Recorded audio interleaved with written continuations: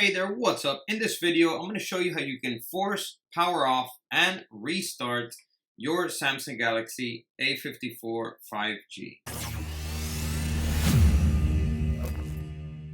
Alright, so this is something that you may want to do if your phone is freezing up. Maybe it got stuck on a certain screen, for example, in your Gmail. Let's just use the camera app, for example.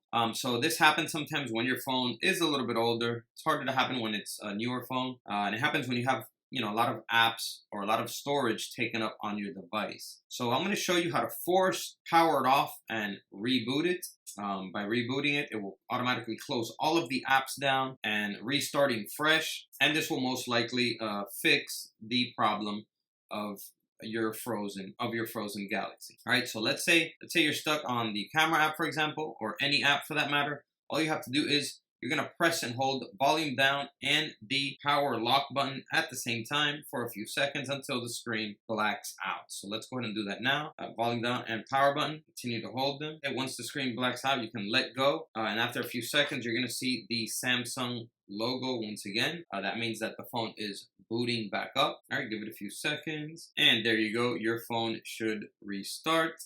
Now it should start working normally again, as it has closing everything down, and it should be working fresh again.